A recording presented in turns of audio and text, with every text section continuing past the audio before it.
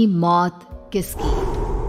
संजीव अपने दोस्तों राघव और प्रतीक के साथ बियर बार में बैठकर बियर पी रहा था। संजीव आज बहुत खुश लग रहा था। अरे यार, आज की पार्टी में तो मजा आ गया। तुम दोनों दोस्तों के साथ तो मेरी जिंदगी इतनी अच्छी है कि क्या बताऊं कितनी अच्छी है। अरे भाई, अब दोस्ती की है तो जीना मरना सब साथ में। हाँ अरे यार सुनो, जल्दी से एक बियर और ऑर्डर करते हैं ना, एक आखिरी, और उसके बाद ये जश्न यहीं खत्म हो जाएगा। अरे हाँ, क्यों नहीं। वेटर, जल्दी से 2 बियर की बोतल लेकर आओ। आज मेरे दोस्तों को जश्न मनाना है, क्यों? इतने में वहां पर एक बहुत सुंदर लड़की छोटे छोटे कपड़े पहनकर हाथ में बियर की बोतल लेकर उसके पास आती है।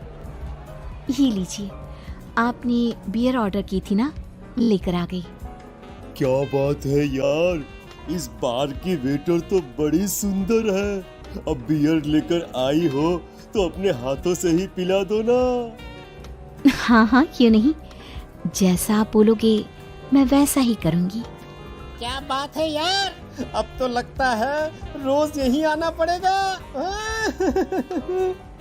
उसके बाद वो लड़की उन तीनों को बियर सर्व कर देती है।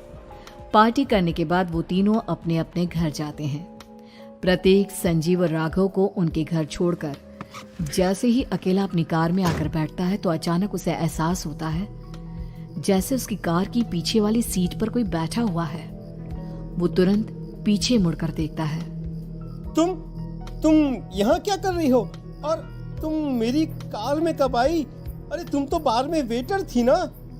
बस ऐसे ही मेरा दिल कर रहा था आपके साथ आपके घर चलने का, इसलिए मैं आपके साथ चली आई। अरे लेकिन तुम मेरी कार में आई कब? अभी कुछ देर पहले तो यहाँ पर मेरे दोस्त बैठे हुए थे। प्रतीक के इतना बोलते ही उस लड़के का चेहरा खतरनाक तरीके से बदल जाता है।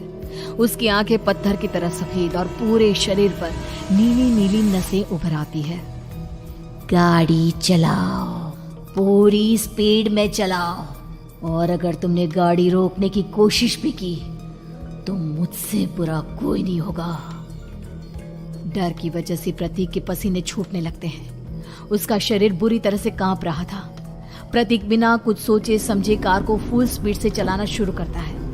चलते चलते वो शहर से दूर एक पहाड़ी पर पहुंच जाता है और सामने अब सिर्फ पहाड़ी का किनारा दिख रहा है, जिसे देख प्रतीक घबराकर अचानक से कार को ब्रेक लगाता है। देखो, मुझे छोड़ दो मुझे। अगर मैंने गाड़ी जरा सी भी आगे बढ़ाई तो हम दोनों नीचे गिरकर मर जाएंगे। ये तो तुम्हें पहले सोचना चाहिए था ना। अब कुछ नहीं हो सकता।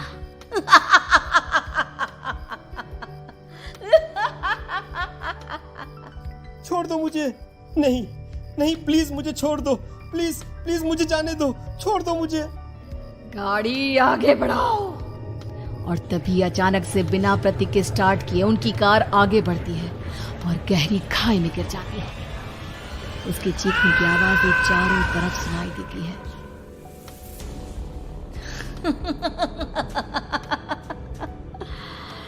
तुझे मारकर मेरे कलेजे में जल रही आग को थोड़ी शांति तो मिल गई, लेकिन अभी ये कहानी खत्म नहीं हुई।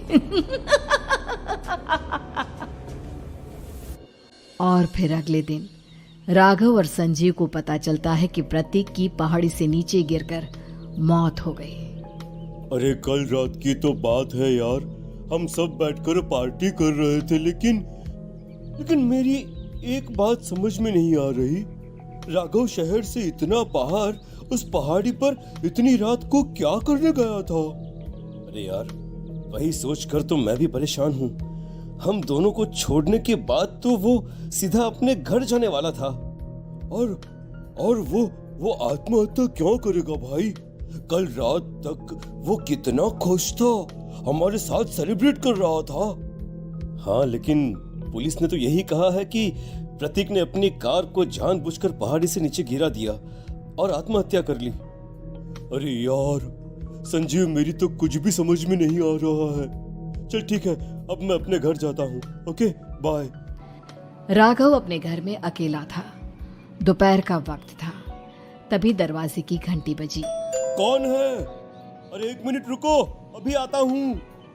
राघव ने जैसे ही दरवाजा खोला उसने देखा कि सामने एक बहुत खूबसूरत लड़की खड़ी हुई है। कौन है आप और यहाँ किससे मिलने आई है?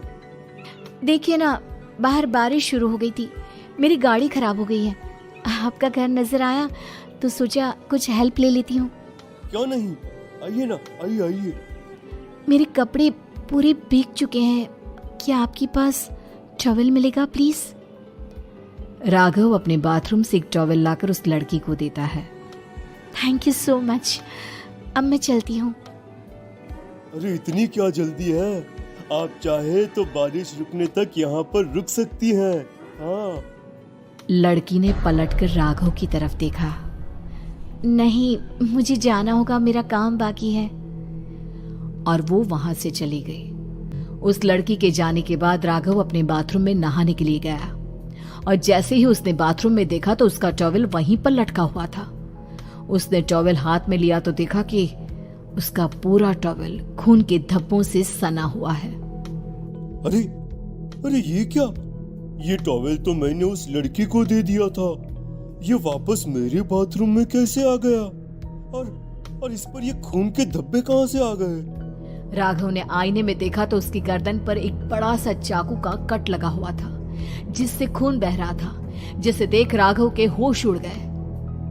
हाँ, अरे ये क्या? मेरी गर्दन इतनी ज्यादा कटी हुई है और मुझे दर्द भी नहीं हो रहा है। ये क्या हो रहा है मेरे साथ? राघव घबराकर बाथरूम से बाहर आया और अपना मोबाइल उठाकर उसने संजीव को फोन लगाया। संजीव जल्दी से मेरे पास आ जाओ। मुझे लगता है कुछ बहुत बड़ी गड़बड़ है, जल्दी आ जाओ। उधर से आवाज आई, लेकिन वो आवाज संजीव की नहीं बल्कि एक लड़की की थी। कुछ अजीब नहीं हुआ है, बस तुम्हारी मौत तुमसे मिलने आई थी और तुम्हें मारकर चली गई। अब तुम इस दुनिया का हिस्सा नहीं हो राघव, इसलिए तुम्हें अपनी गर्दन के कटने का दर्द भी महसूस नहीं हो रहा। नहीं, ऐसा नहीं हो सकता, ऐसा नहीं हो सकता। कौन हो तुम? तुम्हारी मौत। अब संजीव के पास खबर पहुंचती है कि राघव ने अपने ही घर में चाकू से गर्दन काटकर आत्महत्या कर ली। ये सुनने के बाद संजीव के होश उड़ गए। वो पसीने से तरबतर हो गया और एक अनजाना डर अब उसके दिल को सताने लगा। संजीव के साथ ही उसका एक छोटा भाई राजीव भी रहा करता था। अपने भाई को इस तरह परेशान देखकर राजीव उसके पास आया। अरे भैया, क्या हुआ भैया? आप इतने घबराए हुए क्यों लग रहे हैं? प्रतीक और राघव की मौत, मेरा मतलब मेरी कुछ समझ में नहीं आ रहा भाई। अचानक से मेरे दोनों दोस्तों ने आत्महत्या क्यों कर ली? अरे वो तो मेरी भी समझ में नहीं आ रहा है भैया। हाँ, हो सकता है कि कोई परेशानी होगी और इसीलिए उन्होंने ऐसा किया होगा। हाँ, लेकिन दोनों की जिंदगी में एक साथ परेशानी और दोनों का इतनी खतरनाक तरीके से आत्महत्या करना, कहीं ऐसा तो नहीं मैं भी मर जाऊंगा? अरे आप ऐसी बातें क्यों कर रहे हैं भैया? वैसे ही मैं इतना परेशान हूँ। जब से अंजलि ने मेरा साथ छोड़ा है तब से सब कुछ बहुत अजीब सा हो गया है। रोज रात को डरावने सपने आते हैं। ऐसा लगता है जैसे अंजलि बार बार मेरे सपनों में आकर मुझे डराने की कोशिश करती है। अंजलि का नाम सुनते ही संजीव की आंखें फट गई और उसके गले में आवाज अटक गई। उसके चेहरे पर घबराहट साफ नजर आ रही थी। कौन थी वो लड़की जिसने प्रतीक और राघव को आत्महत्या की आड़ में मौत के घाट उतार दिया? और कौन थी अंजलि जो बार बार राजीव के सपनों में आकर उसे डरा रही थी? अंजलि का नाम सुनकर संजीव इतना घबरा क्यों गया? इन सवालों के जवाब जानने के लिए देखिए इस खतरनाक कहानी का अगला भाग।